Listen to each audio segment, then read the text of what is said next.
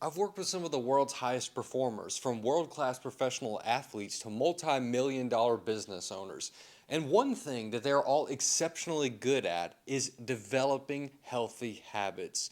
Now, in this video, I'm going to break down an unknown approach that most people don't follow when it comes to developing healthy habits.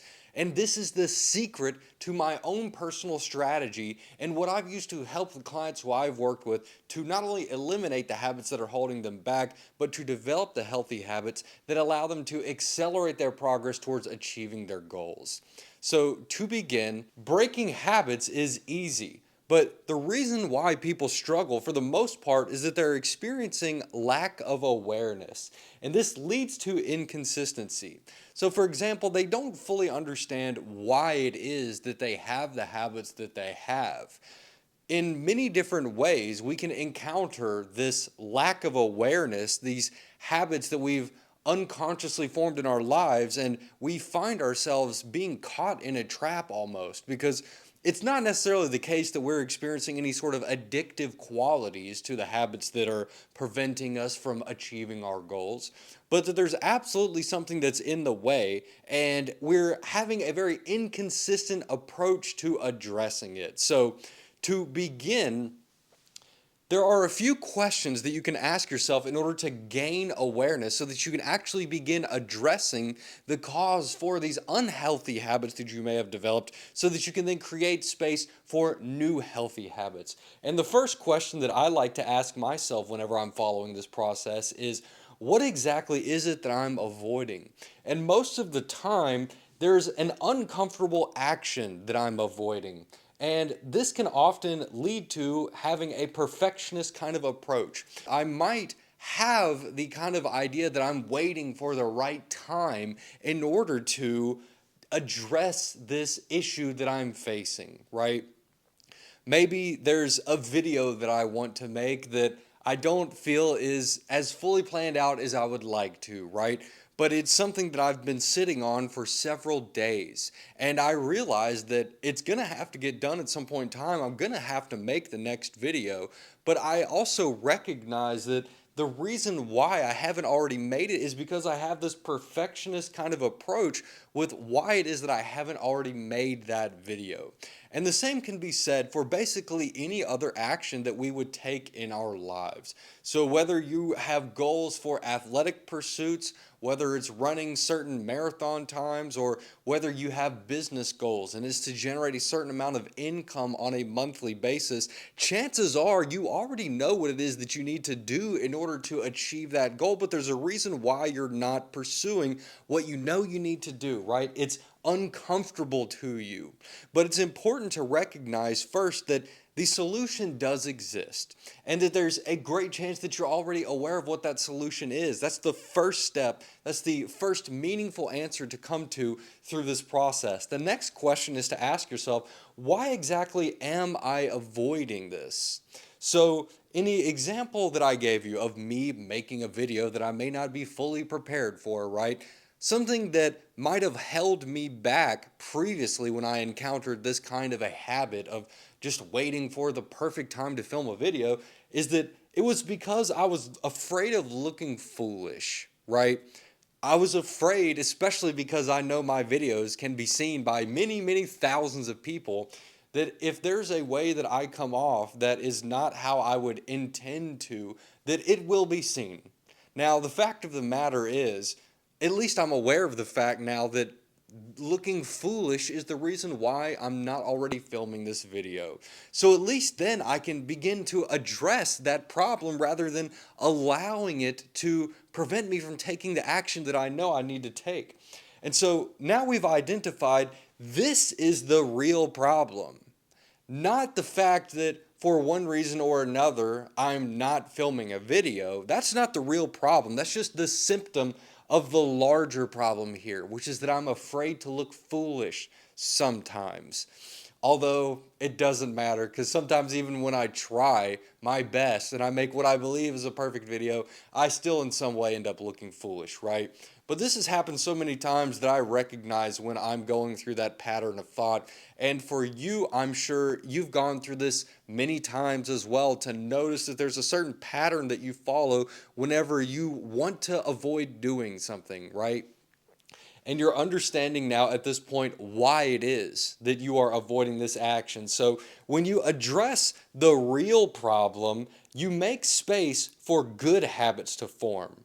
So when you eliminate, like I just eliminated the idea that I'm afraid of looking foolish to you here, when I eliminate that concept of that preventing me from taking the action that I know I need to take, I now have a lot more space to actually take the action that I want to take. It's really as though there's a hole that has been filled, and now I can begin creating a proper foundation to prevent this from preventing me from making videos that I want to make more in the future, right?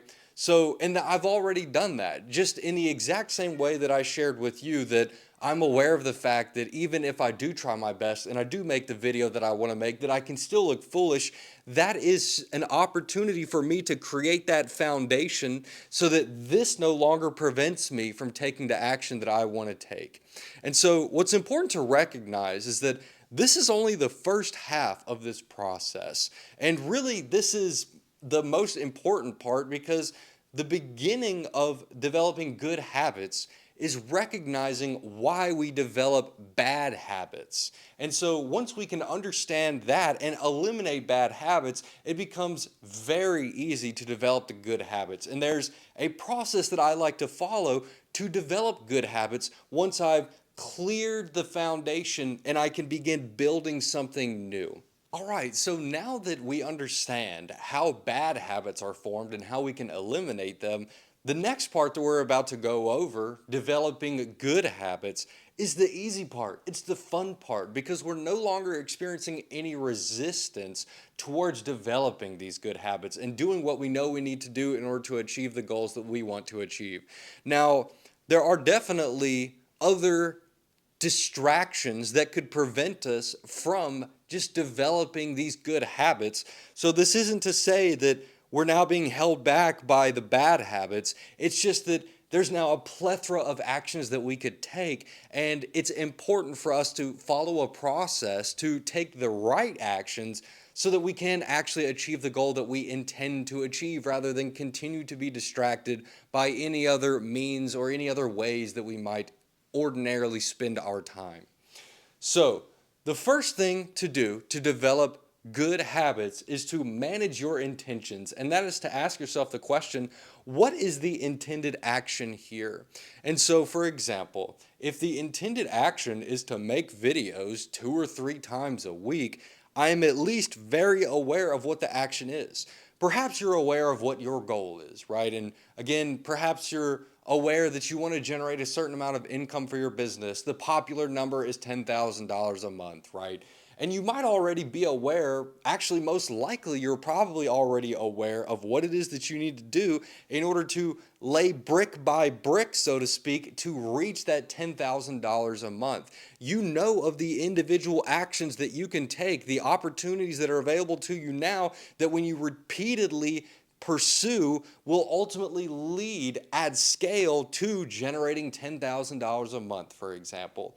So you know what the goal is, and you know that in order to achieve that goal, you need to follow these specific actions consistently. And so that is what your intention is.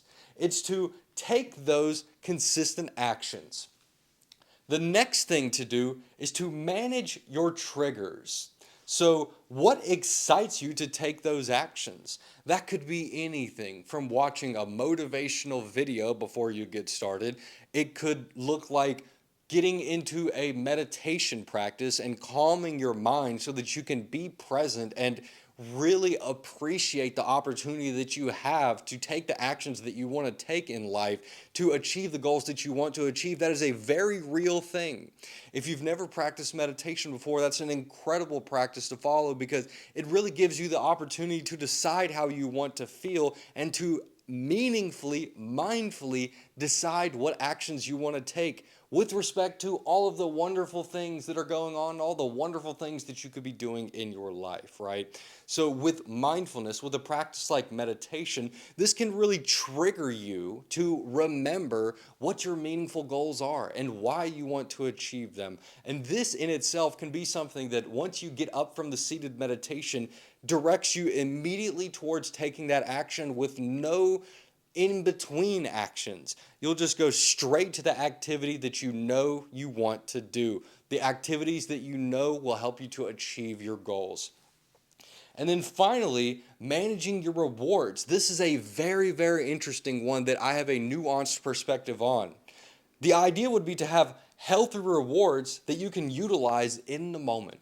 So studies have shown that the best time to develop a habit by rewarding yourself is not to reward yourself before you take the action or commonly believed to be afterwards the action. No, the best time that you can reward yourself is during the action that you are intending on taking. So, what I mean by this is for you to reward yourself in the moment, right? Especially if it's a healthy thing, especially if it's something that you really enjoy and that you really like and that makes you feel very good. What you're doing is you're training your brain to associate that reward with this action. And in my own personal experience, you really only have to do this for like 2 or 3 days before you can just completely remove the reward and just go straight into the action, right? And it's all just an effortless process because at that point you've done it enough times to see the reward as taking steps towards achieving your meaningful goals. So in my own life, there are many times whenever I've pursued something like this, and there's definitely many ways that I've rewarded myself. And here's the thing, obviously there are only certain ways that you could reward yourself while taking certain actions, right? But an example of what I do, like when I'm making videos, is I like to only drink coffee literally when I am making the video. So not beforehand and not afterward, for sure. If I am intending on filming more videos, if I'm recognizing that there are many actions that I could take in my day, I could go out and get exercise and enjoy nature. I could communicate with my mindful friends. I could spend more time with whoever it is that I want to spend time with. I could watch something interesting on television. There are many things that I could do, right? But if I reward myself at the time of making a video by drinking coffee, then what I'm creating for myself is a feedback loop where I'm realizing that the best thing that I could do, the thing that's literally going to feel the best, is making videos. And sure, making videos is very enjoyable, right? But if I've just come off of an extended period of time where I've not been filming videos, then it's going to be a bit of a rust adjustment, right? There's going to be a rusty period that I'm going to have to work through in order to get back into the flow of making videos. But whenever I reward myself by saying, okay, I'm only going to drink coffee when I'm making videos, then my brain just gets overloaded with joy in the process of making videos. And then when I wake up the next day, I'm just guided to continue that again because I realize I'm not going to drink coffee again. I'm not going to be able to enjoy that cup of coffee until I get into the process of making a video again. And then naturally, I just go into that phase. And then after again, I do that 2 or 3 times, I no longer need to drink coffee while making videos. I just make the video and it feels wonderful because again, I realize that with each video that I make, I'm laying down a brick that will ultimately create a foundation for the channel that I want to create, a channel that creates the impact that I want to make. And to see the comments that you guys leave and to see all the wonderful things that you guys share with me from what you've learned from what I've shared is so meaningful to me. It makes me feel so good that even just having that is something that can really be rewarding.